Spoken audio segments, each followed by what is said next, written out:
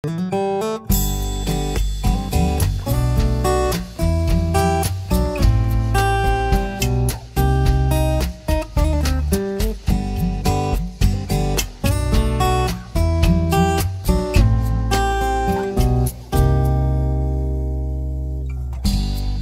Dios te bendiga y haga resplandecer su rostro en ti.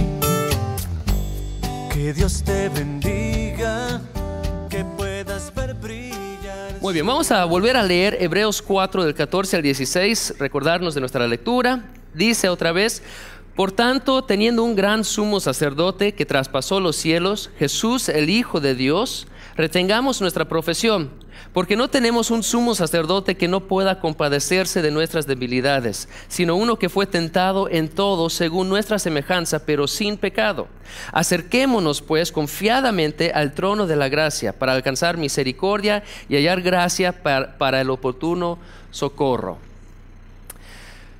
Todos los cristianos batallamos en dos áreas de nuestras vidas espirituales, y esas dos áreas son muy importantes. Nos pueden ayudar a tener una vida exitosa cristiana, o nos pueden causar tener una vida cristiana de fracaso. Esas dos áreas de nuestra vida son la perseverancia en tiempos de dificultad, en tribulaciones, y la otra área es la oración. Como podrán imaginar, esas dos áreas están conectadas, y de esas dos áreas nos habla ese pasaje en Hebreos 4. Una vida de oración es esencial para enfrentar a los problemas, a las tribulaciones de nuestras vidas.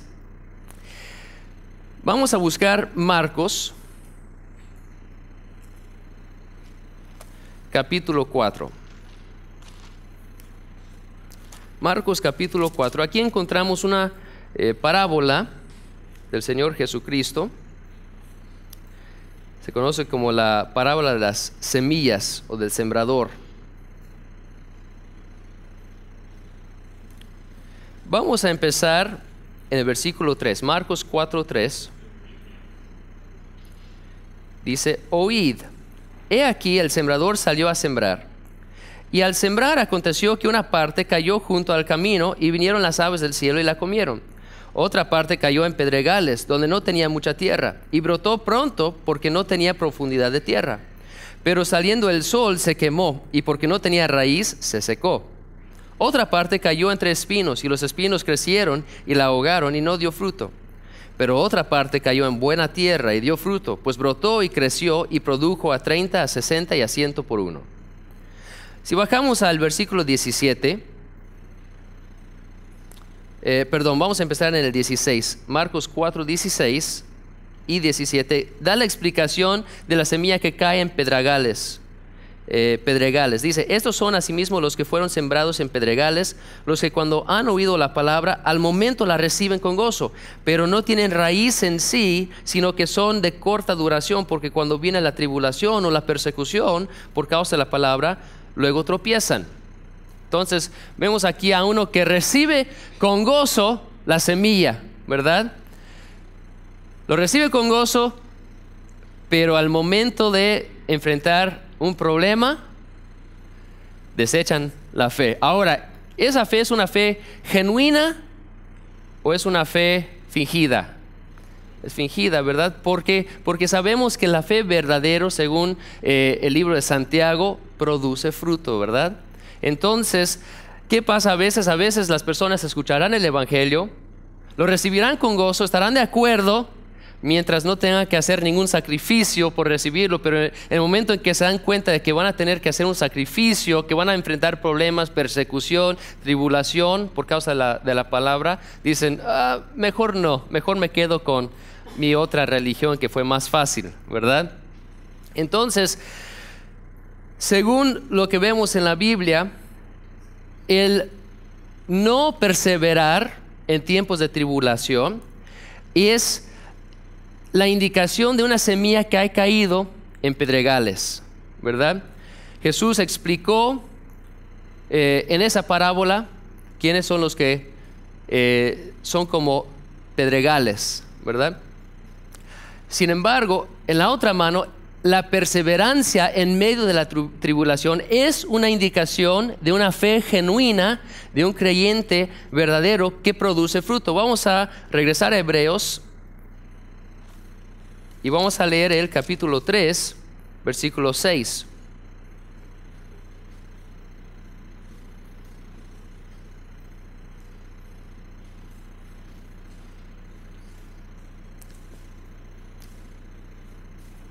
Ese capítulo el autor está comparando a Cristo con Moisés, está explicando que Cristo es hijo sobre su casa y da la explicación de que la casa de Cristo somos nosotros, los que le hemos recibido, los que somos parte de su iglesia. Pero dice, pero Cristo como hijo sobre su casa, la cual casa somos nosotros, si retenemos firme hasta el fin con la confianza y el gloriarnos en la esperanza. ¿Qué quiere decir? Está hablando aquí de una fe genuina. Una fe genuina, ¿qué hace? Una fe genuina persevera. En tiempos de tribulación, en tiempos de tribulación, de persecución, una fe genuina va a quedarse firme y va a producir fruto en las vidas de los que lo ejercen, ¿verdad? Ahora, la oración para nosotros, para los cristianos, para los que tenemos un fe verdadero en Jesucristo, la oración es nuestra comunicación con Dios para recibir los recursos que nosotros necesitamos para confrontar esas tribulaciones que vamos a enfrentar en la vida. Su gracia abundante que nos sostiene fluye por medio de la oración. Porque la oración es tan importante en la vida de un cristiano. Obviamente el enemigo va a intentar cortar, severar esa línea de comunicación entre nosotros y el que nos suple la gracia que necesitamos, ¿verdad? Si él puede alejarnos, aislarnos del que nos suple la gracia, entonces él puede más fácilmente derrotarnos en nuestra vida cristiana, ¿verdad? De esa forma, cuando nosotros sufrimos, muchas veces escuchamos susurrar en nuestro oído el enemigo: ¿ya ves?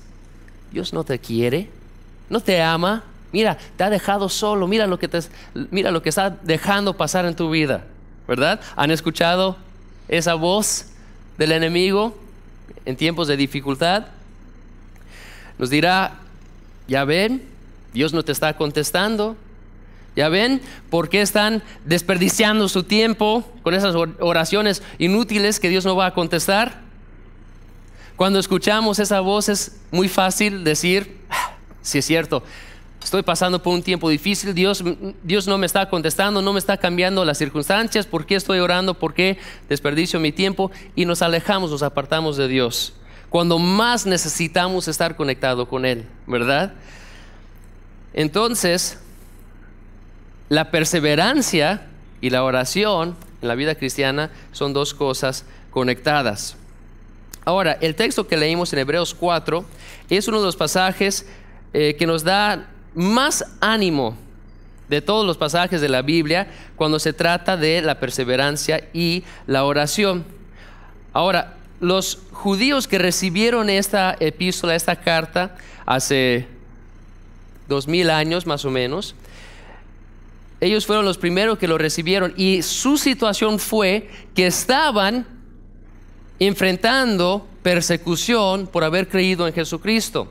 Eran judíos que habían recibido el evangelio, habían escuchado, habían reconocido que Jesús sí era el Mesías, pero estaban enfrentando mucha persecución de parte de los judíos y el mundo secular. Entonces estaban en medio de una decisión. ¿Qué voy a hacer? ¿Voy a quedarme con Cristo, con el cristianismo, o voy a regresar al judaísmo, voy a regresar a mi religión antigua donde no hay persecución? Entonces, en el capítulo 4, llegando hasta el versículo 13, el autor de Hebreos acaba de dar una amonestación, una advertencia, un regaño a estos judíos que estaban leyendo por primera vez esta carta. Y les estaba mostrando el ejemplo de los hebreos en el Antiguo Testamento, que no entraron al reposo de Dios. a la tierra de Canaán por no haber creído en la promesa. Y hace la comparación y les dice: no sean tercos como sus padres. No pierdan del entrar al reposo de Dios por su incredulidad. Entonces les acabo de dar una amonestación muy fuerte hasta el versículo 13. Pero hablando de ese texto, un autor dijo: después de ponernos el miedo, después de darnos el miedo, en el capítulo 4, llegando hasta el versículo 13, en este texto del versículo 14 al versículo 16, ahora Dios nos da consuelo. O después de echar vino en nuestra herida, ahora echa aceite para curar la herida. Entonces, la respuesta que debemos dar al capítulo 4, terminando con los versículos del 14 al 16, es que en lugar de esconder nuestro pecado, debemos de exponer el pecado, quitarlo de nuestras vidas para poder tener una relación sincera y correcta con Jesucristo. Entonces, ¿qué nos dicen los versículos 14 al 16? Nos explican que ya que Jesucristo es nuestro sumo sacerdote compasivo, debemos de perseverar y debemos de orar. Aquí tenemos dos mandamientos. Si vemos el versículo 14, dice: retengamos nuestra profesión. Y en el 16 nos dice: acerquémonos pues confiadamente al trono de la gracia. Esos dos mandamientos que nos dan esos versículos se basan en la verdad acerca del carácter de Jesucristo. Una vez que nosotros sabemos quién es Jesucristo y entendemos quién es, podemos aplicar ese conocimiento en nuestras vidas y nos ayudará a perseverar y orar cuando enfrentamos problemas. Ya que Jesucristo es nuestro sumo sacerdote, el Hijo de Dios, que ha traspasado los cielos, debemos retener nuestra profesión. Y como Jesucristo es nuestro sumo sacerdote, quien tiene compasión de nuestra debilidad, debemos acercarnos al trono de gracia en tiempo de necesidad. Así que su trascendencia, su posición a la diestra del Padre y su humanidad son esenciales para que nosotros vemos que Él es nuestro sumo sacerdote efectivo y que nos puede dar el aliento que necesitamos para confiar, perseverar, sujetarnos de Él y acercarnos al trono de gracia. Si queremos perseverar en medio de la tribulación y si queremos recibir su ayuda por medio de la oración, es importante entender quién es, y por eso nos explica en esos versículos quién es Jesucristo, de quién estamos dependiendo, en quién estamos confiando. Entonces vamos a ver los dos aspectos que nos presentan esos versículos. Vamos a ver que Él es nuestro sumo sacerdote que ha traspasado los cielos y debemos de perseverar. Vamos a ver también que Él es nuestro sumo sacerdote compasivo y humano y por eso debemos acercarnos al trono de la gracia. El autor de Hebreos aquí nos dice quién es Jesús y cómo debemos de responder. Entonces, primeramente vemos que Jesucristo es nuestro sumo sacerdote que ha traspasado los cielos y debemos de perseverar. Vemos aquí la grandeza de Jesucristo de dos formas. En primer lugar, vemos que Jesús es grande en su oficio como sumo sacerdote a la diestra de Dios Padre. Para nosotros se nos puede hacer difícil relacionarnos con el concepto de un sumo sacerdote, porque nosotros no tratamos con sumos sacerdotes humanos físicos aquí en la tierra como lo hacían los judíos, pero para los judíos fue un oficio muy importante.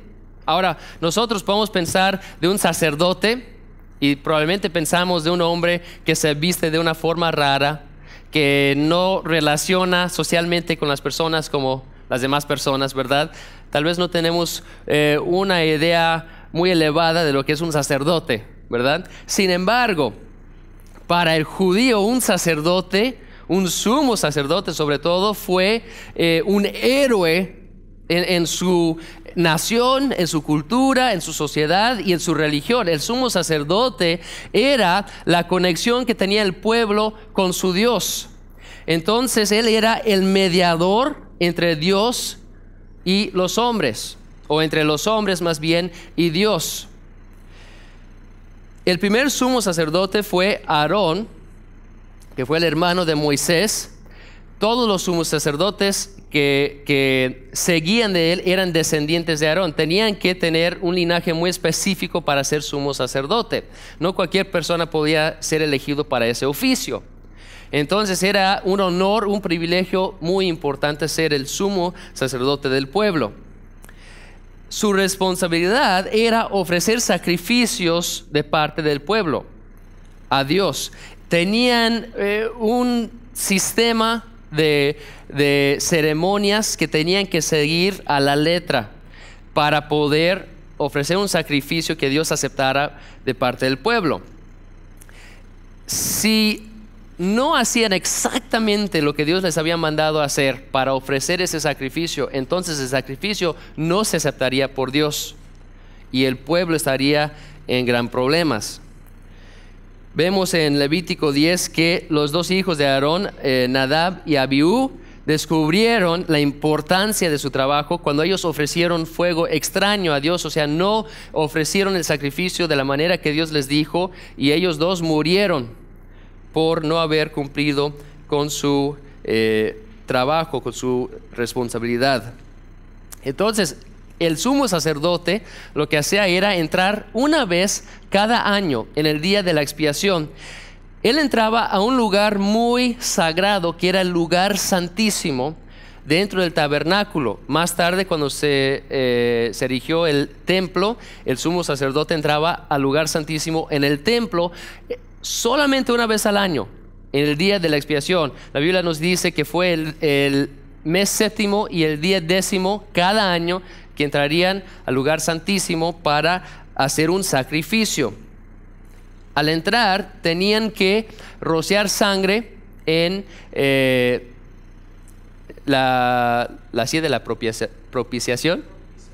El propiciatorio, gracias. Tenían que rociar sangre en el propiciatorio para que Dios perdonara el pecado del sacerdote y de todo su pueblo. Eso se hacía una vez cada año. El capítulo 16 de Levítico nos explica con gran detalle cómo se tenía que hacer ese sacrificio.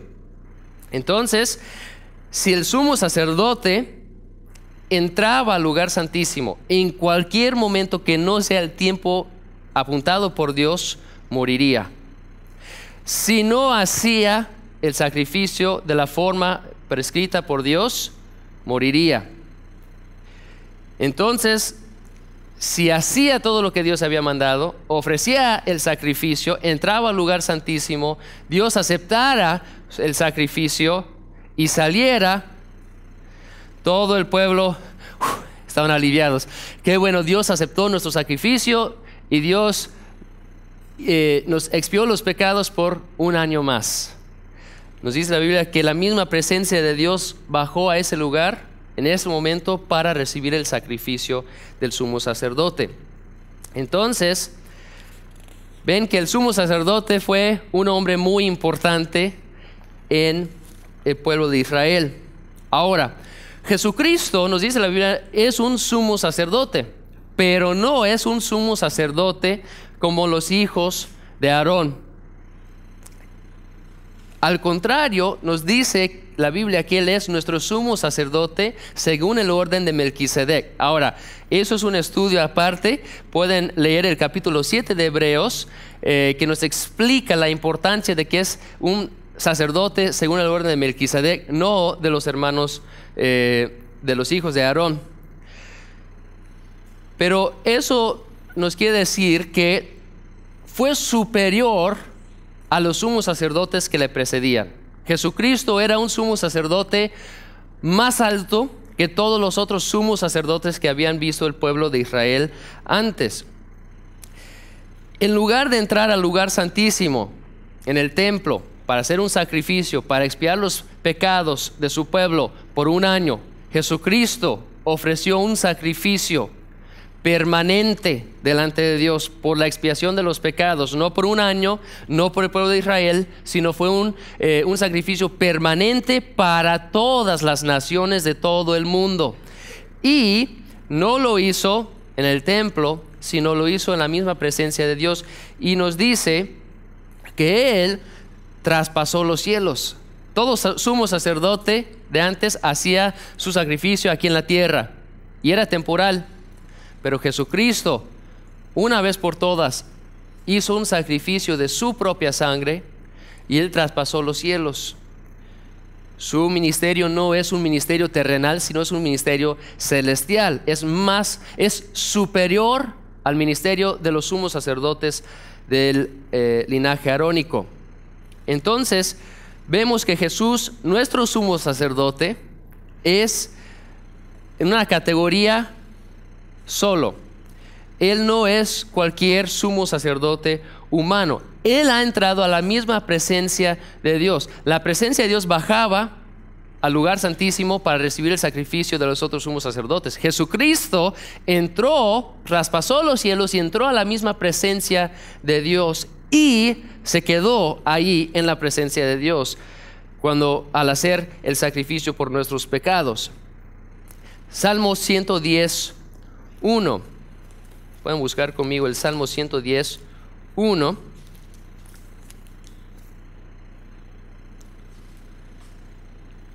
Es un salmo profético hablando de Jesucristo. Es un salmo, una profecía mesiánica hablando del ministerio de Jesucristo. Por supuesto, Cristo cumplió con esa profecía y está cumpliendo actualmente con esa profecía. Pero dice: Jehová dijo a mi Señor, siéntate a mi diestra hasta que ponga a tus enemigos por estrado de tus pies. Entonces Jesucristo no entró a un lugar santísimo para ofrecer un sacrificio, sino Él ofreció su sacrificio y está en la presencia de Dios, y nos dice aquí que está sentado a la diestra del Padre. Ahora, ningún sumo sacerdote arónico terrenal se atrevería a sentarse en el lugar santísimo. No, ellos entraban con temor y se paraban a hacer su trabajo, ¿verdad? Pero Jesucristo nos dice aquí, está sentado a la diestra del Padre. ¿Por qué está sentado? Jesucristo está sentado porque su obra se ha cumplido. Los sumos sacerdotes entraron, se pararon, hacían el sacrificio año tras año, tras año, tras año, tenían que hacerlo y hacerlo y hacerlo. Jesucristo, sin embargo, hizo su sacrificio y ya no hay que hacer otro sacrificio.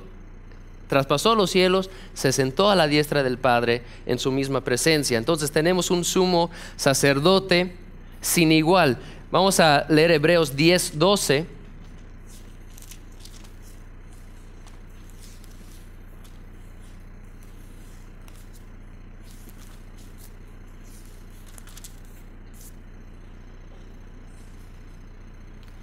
Hebreos 10:12.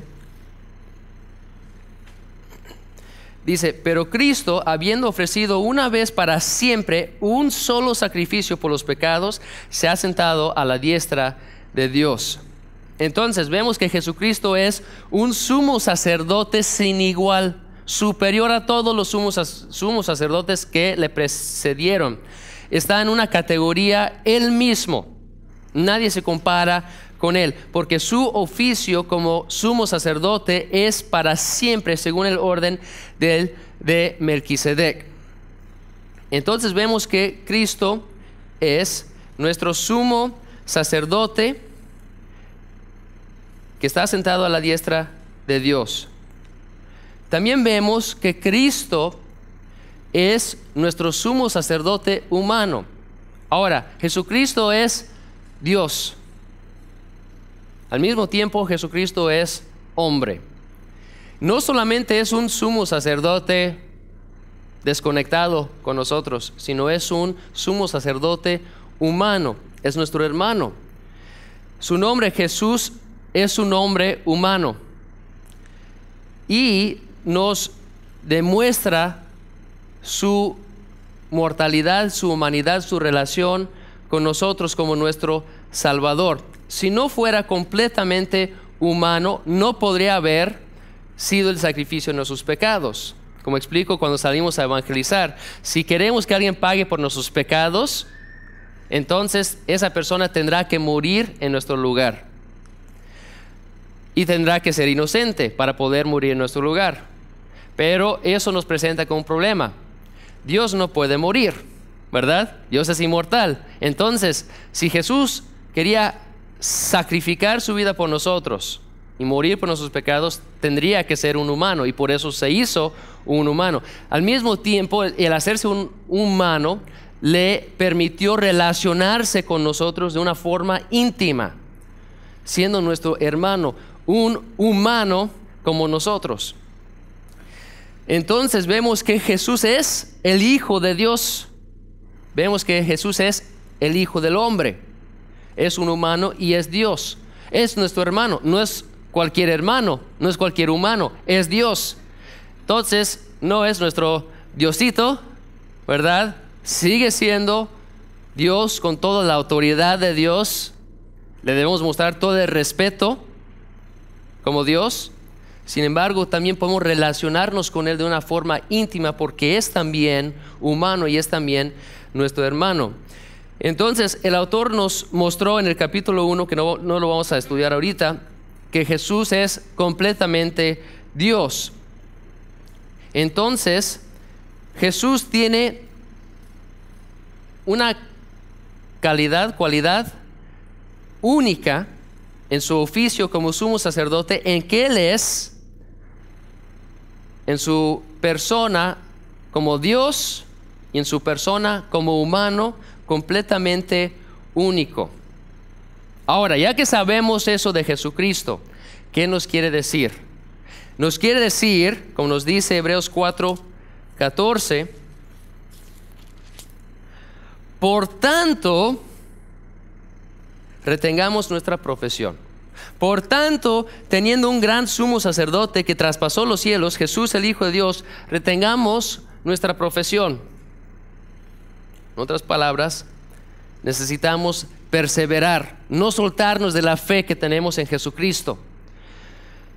Las palabras retener nuestra profesión implican un peligro y un esfuerzo de nuestra parte. Puedes imaginar a alguien que está bajando por un río salvaje y está agarrado de su bote. ¿Por qué? Porque si no se sujete a su bote, va a ir volando, ¿verdad? El agua salvaje le va a botar. Entonces, nosotros necesitamos sostenernos así de nuestra fe en Jesucristo, ¿verdad? Nuestra profesión en Él, basado en nuestra fe que tenemos en Él, tenemos que sujetarnos de eso y no soltar la fe que tenemos en Él. ¿Por qué? Porque si nosotros nos soltamos de nuestra profesión de fe en Jesucristo, nosotros soltamos de la fe que tenemos en Él, los ríos turbulentos de esta vida nos van a tirar del bote, ¿verdad? Entonces, tenemos que agarrarnos bien de nuestra fe y no soltarlo en tiempos de tribulación o de aflicción. Aquí cuando dice nuestra profesión, implica que nuestra fe en nuestro Señor Jesucristo no es una fe privada, ni es una fe escondida, sino es una fe pública, ¿verdad? Es una fe pública en las doctrinas de Jesucristo, especialmente refiriéndonos a la deidad y la humanidad de Jesucristo, que nos acaba de explicar el autor de Hebreos. Entonces, está hablando de una declaración pública al confrontar la persecución.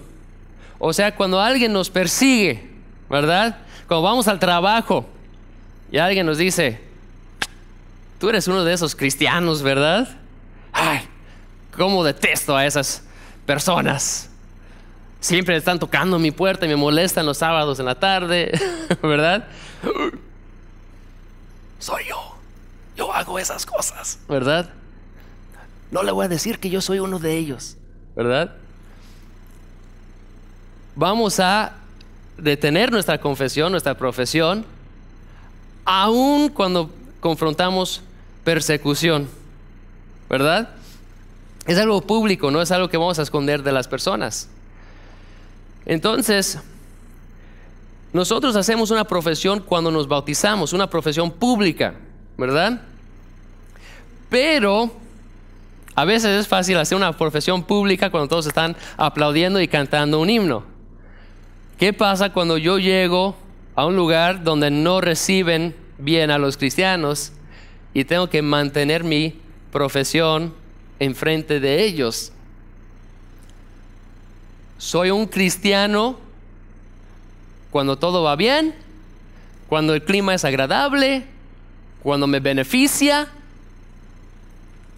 ¿O soy un cristiano que me sujeto de mi fe cuando paso por ríos turbulentes? Lo dije mal 2 veces, ¿verdad? Turbulentos, gracias, turbulentos.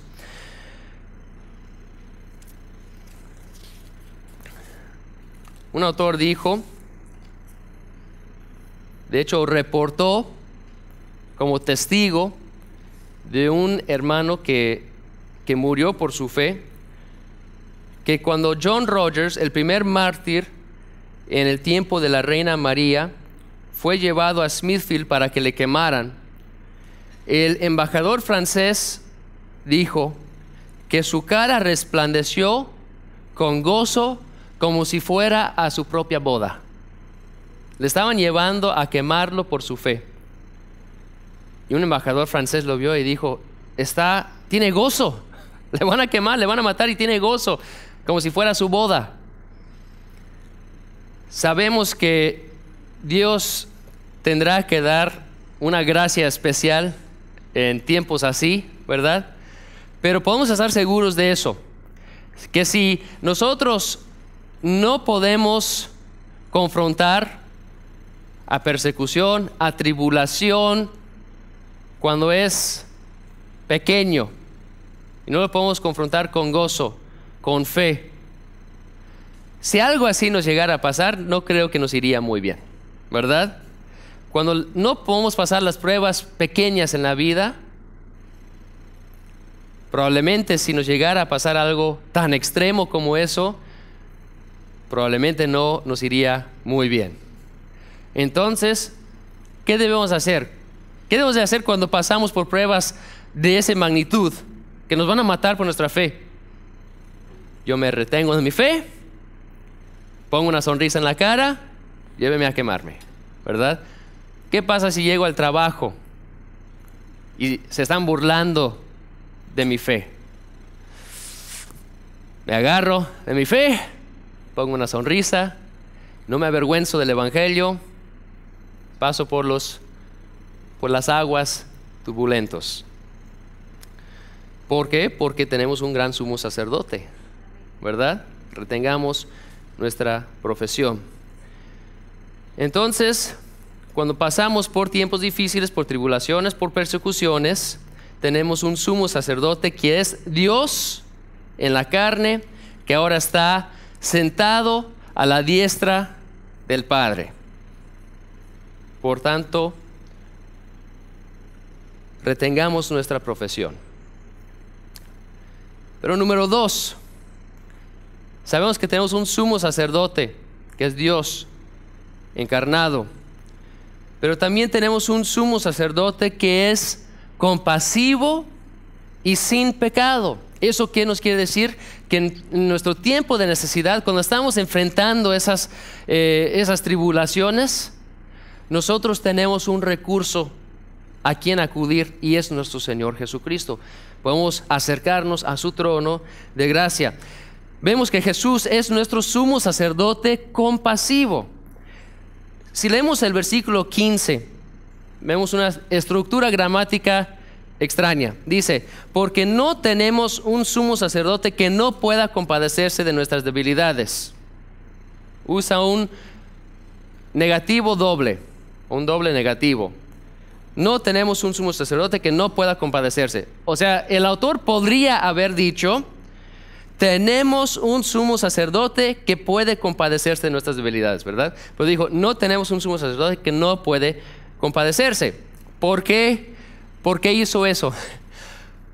Probablemente lo escribió de esa forma porque estaba anticipando una objeción.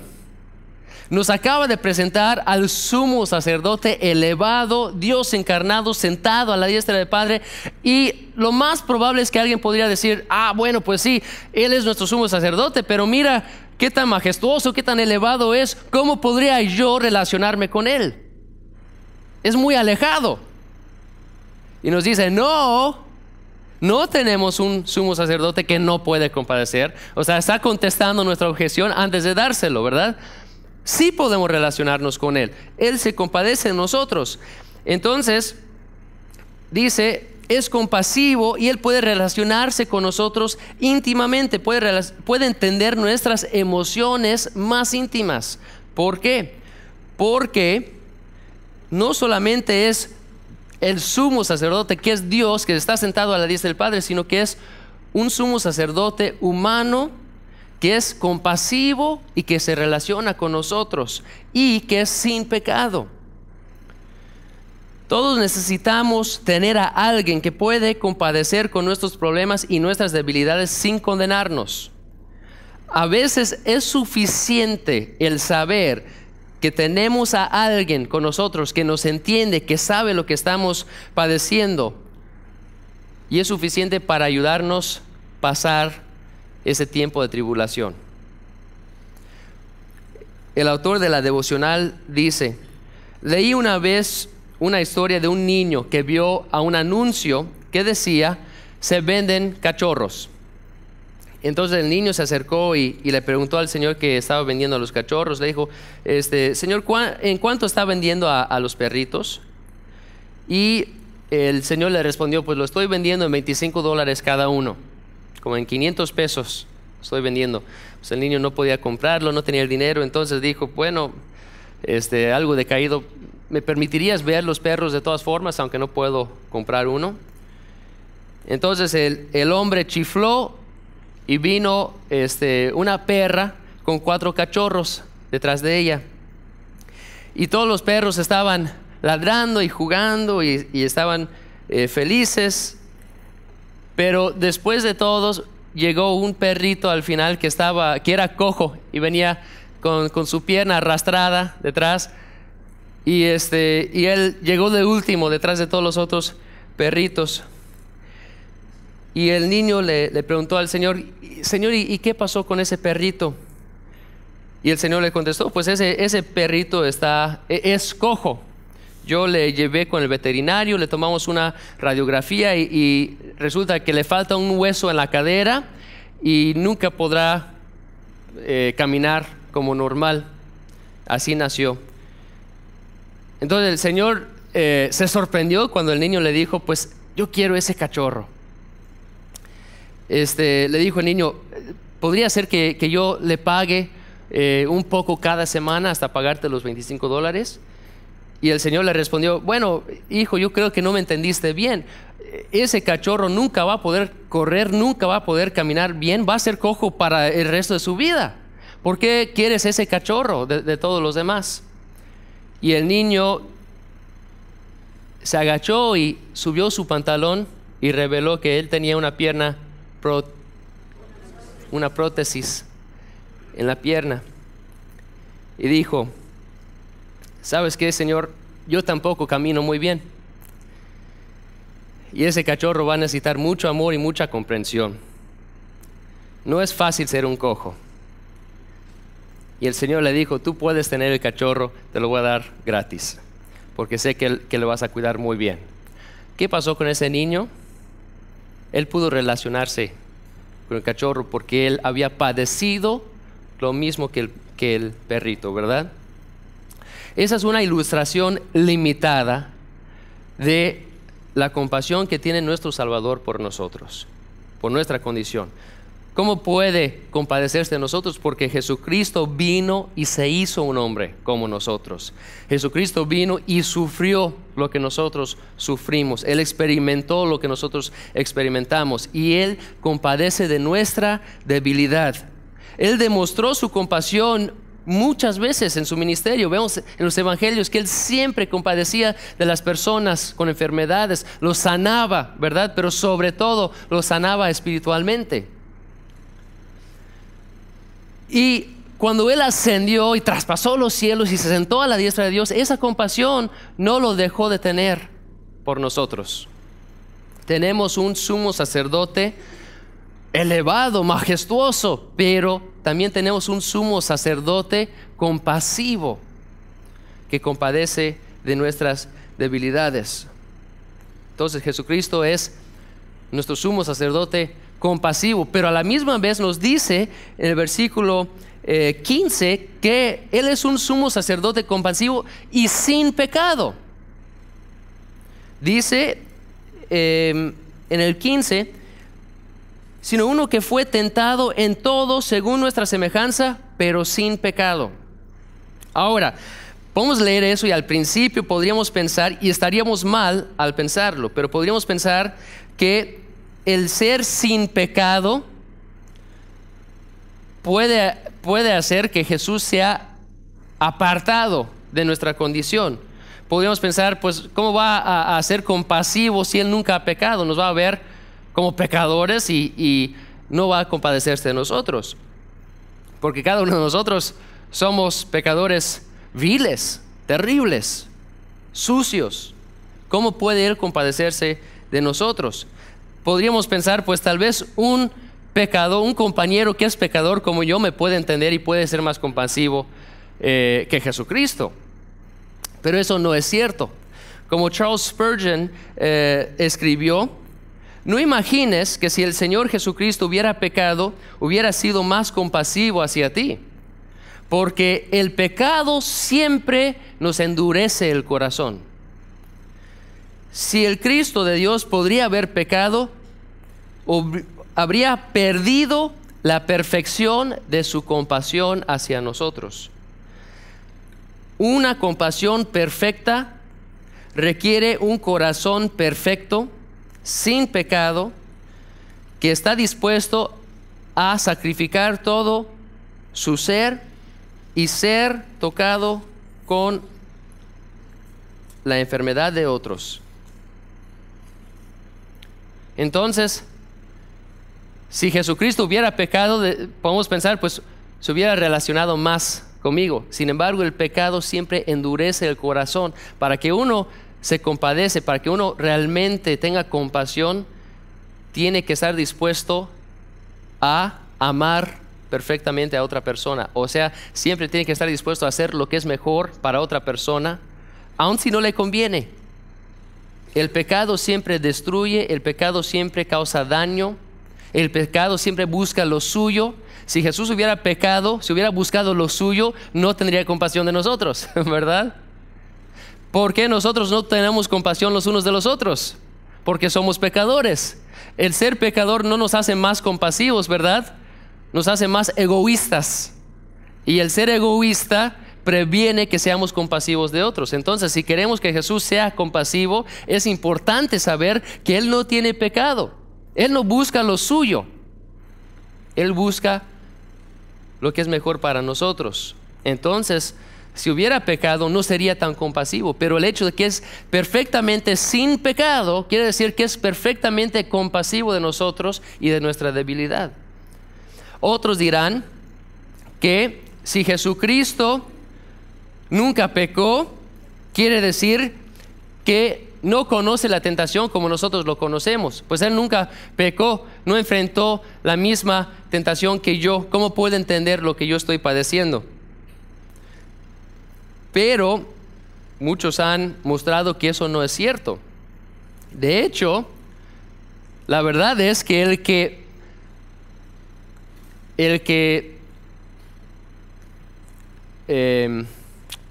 llega al final de una tentación, o el que dura hasta el final de una tentación, ha conocido la tentación de un grado más severo que el que se rinde en la mitad de la tentación.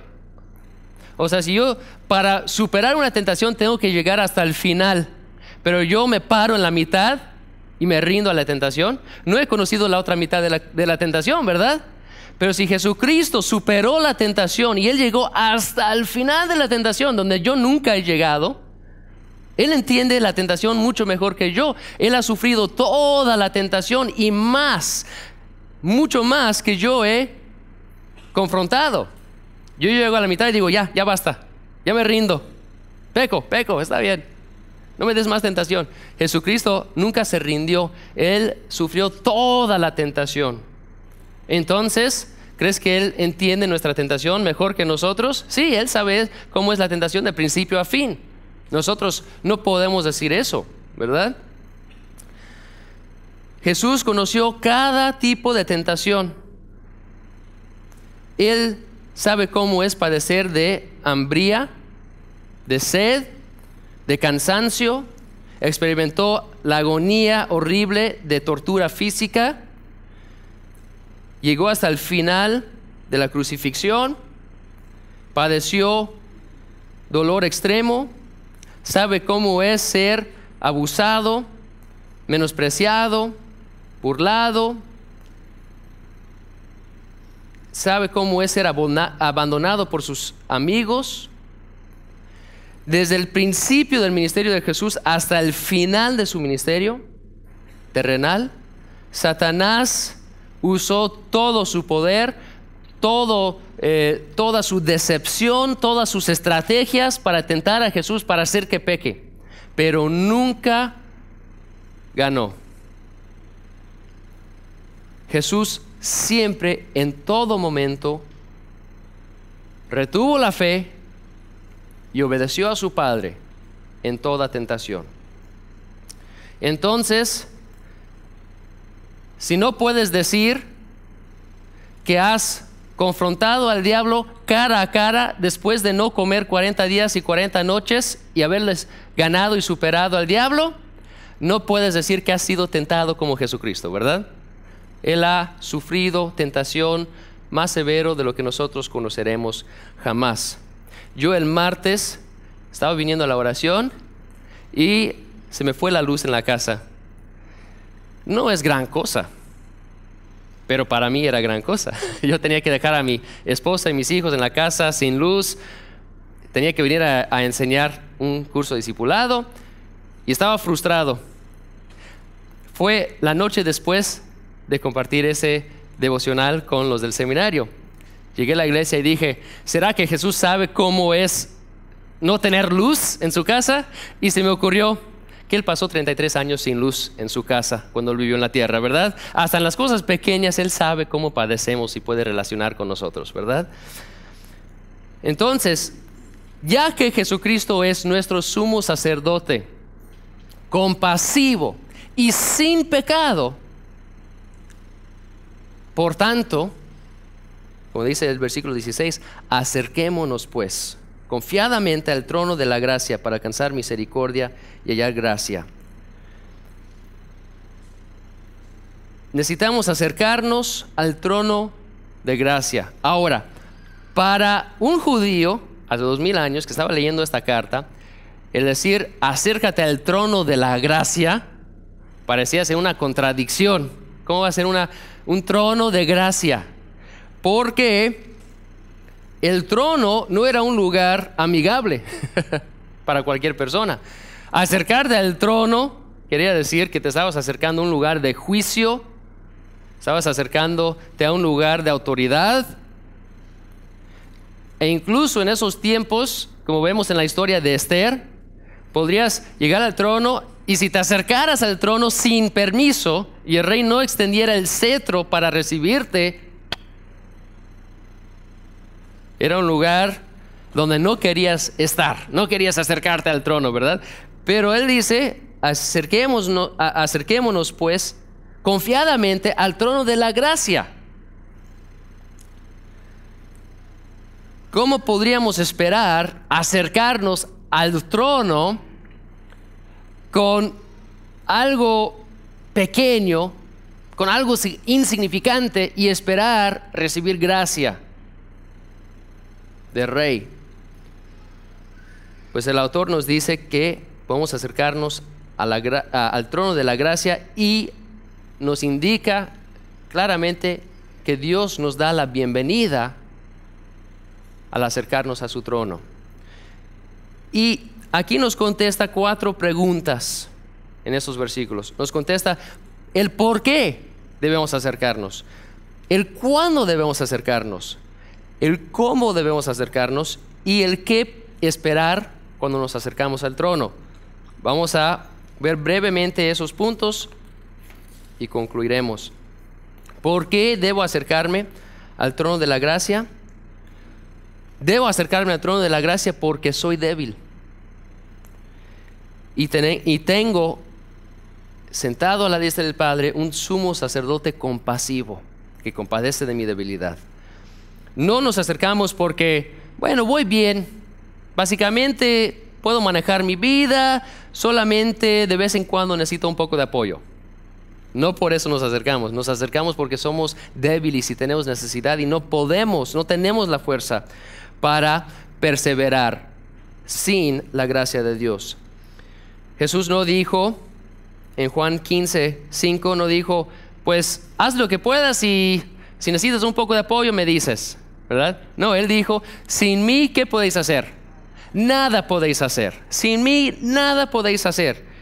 Entonces, cuando llegamos al trono de la gracia, Él no se burla de nosotros, Él no nos menosprecia por nuestra debilidad, sino que Él nos da la bienvenida como un padre le da la bienvenida a sus hijos para protegerlos de algún peligro.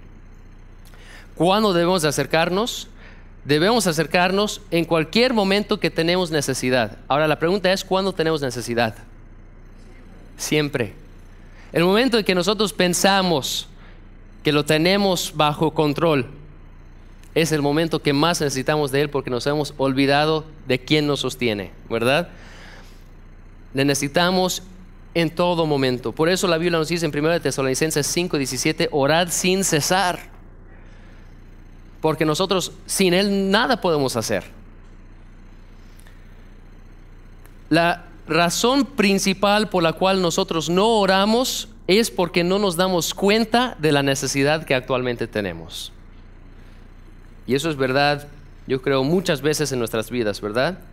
Pensamos que lo tenemos todo bajo control y decimos, yo no necesito hablar con Dios de eso, yo lo puedo hacer. Eso está mal.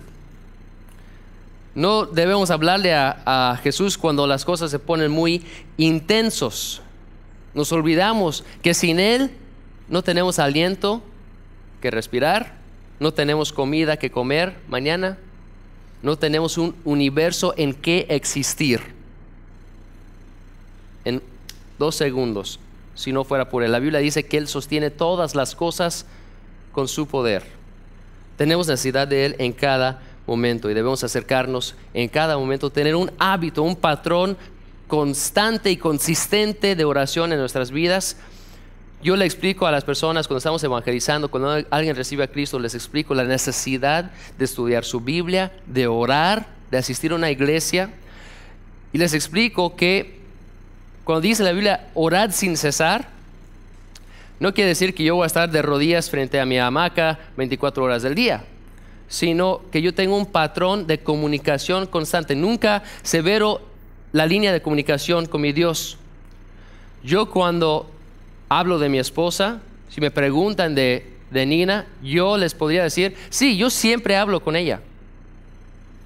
Siempre está abierta la línea de comunicación entre mi esposa y yo.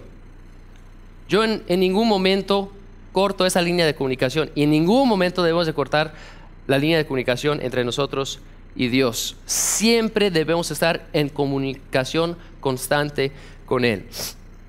Ahora, ¿cómo debemos acercarnos? Nos dice aquí que debemos acercarnos directamente y con confianza en nuestro sumo sacerdote. Ahora, el autor no nos dice, acércate por medio de un mediador, acércate por medio de un intercesor, ¿verdad? Sino nos dice, acerquémonos Acerquémonos, pues, confiadamente. ¿Quién está diciendo eso? ¿Un autor bíblico? Probablemente fue Pablo el que escribió este libro. Entonces dice, acerquémonos. Él se tiene que acercar también como yo. ¿No me sería mejor hablar con Pedro para que le hable a Jesús? ¿No sería mejor que yo le hable a Pablo para que le hable a Jesús? ¿No sería mejor que yo le hable a María para que le hable a Jesús? ¿No sería mejor que yo hable a un compañero, un humano, un sacerdote para que le hable a Jesús? Vamos a pensar en un momento en eso. Tenemos un sumo sacerdote sin pecado, que nos recibe, que compadece de nosotros. Yo quiero acercarme a Él por medio de Pedro, que si recuerdo bien, negó 3 veces al Señor cuando se pusieron mal las cosas. ¿Qué tal si se ponen mal las cosas y Él me niega a mí? Quiero que Él sea mi intercesor. ¿Qué tal Pablo, que perseguía a los cristianos y mataba a los cristianos? Yo quiero que Él sea mi intercesor entre yo y Jesucristo, que es sin pecado, que es perfecto, que es compasivo, completamente compasivo. No, ¿verdad? ¿Cómo me voy a acercar directamente a Él? Él me da la bienvenida, no tengo por qué ir por otra persona. No voy a recibir más favor de Dios, más compasión de Jesucristo si yo voy por medio de otra persona. De hecho, Él me dice que debo acercarme directamente. 1 Timoteo 2:5 nos dice que no hay otro mediador entre Dios y los hombres, solamente hay un mediador, que es Jesucristo hombre. ¿Por qué Jesucristo hombre? Porque Jesucristo hombre tiene compasión de mis debilidades, compadece de mí, ¿verdad? Un sacerdote, te puedo asegurar que no va a compadecerse de ti como Jesucristo lo va a hacer. Nosotros no tenemos que acercarnos al trono por medio de otra persona, sino nos dice que debemos acercarnos con confianza en Jesucristo. Ahora, no podemos acercarnos con confianza en nuestro mérito, ¿verdad? En nuestra justicia, pero podemos entrar con confianza por la sangre de Jesucristo, que Él nos ha dado acceso. Vean conmigo Efesios 3:12. Efesios 3:12. Sé que nos estamos acercando al final de nuestro tiempo, pero ya vamos a terminar. Efesios 3:12.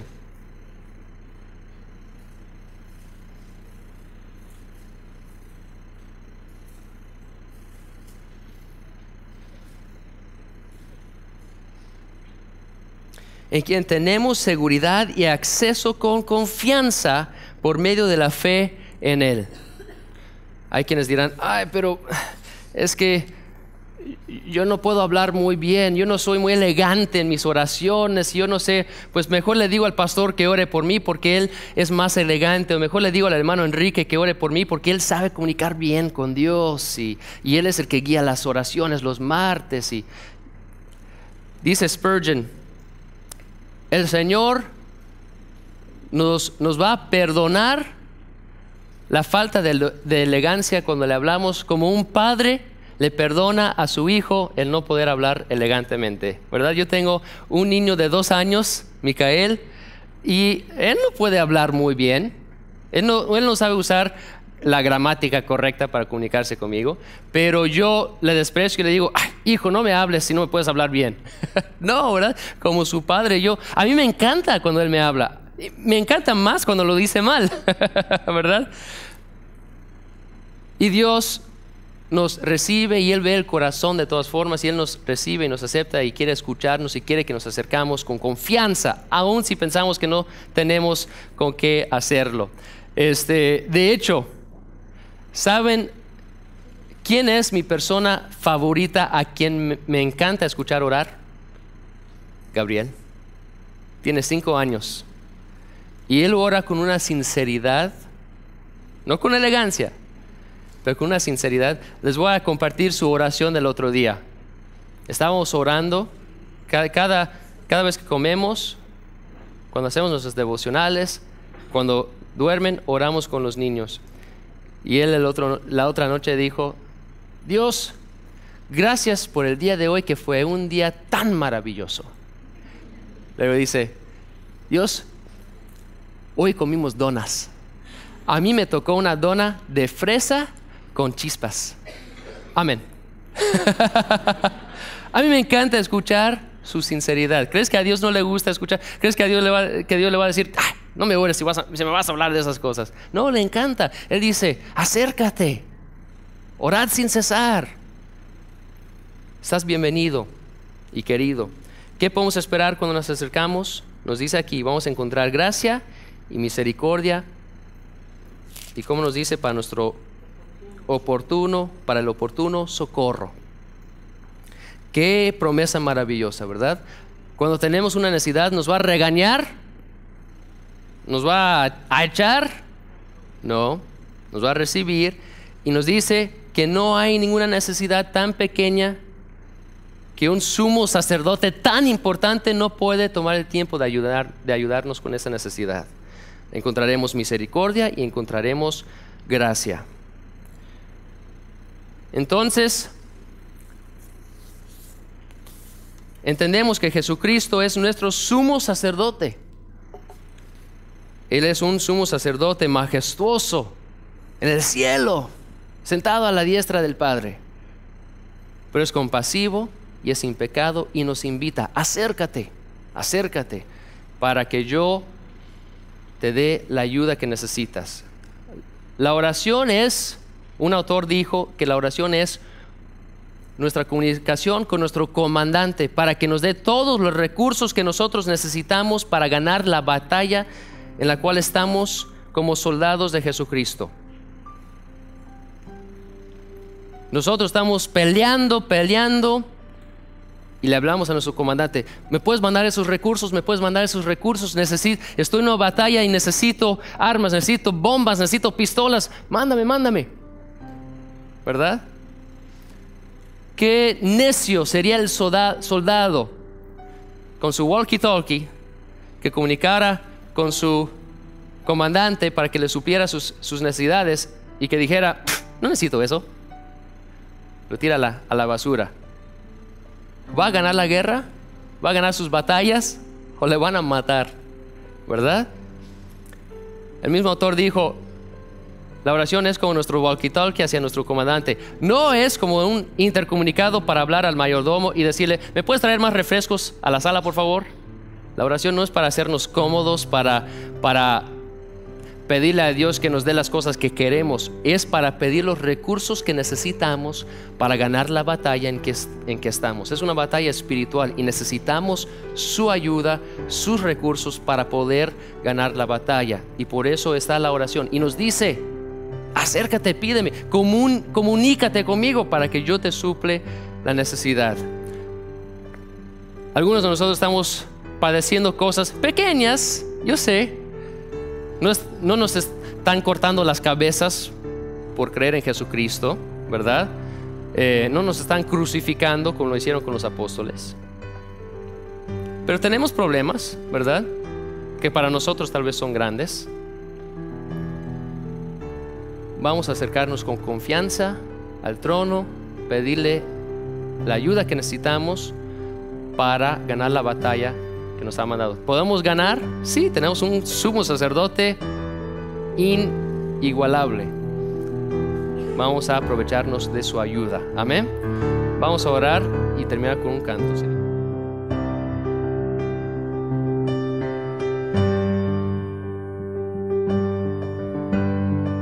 Hola, soy Larry Allred, el pastor de la Iglesia Bautista Mérida Norte.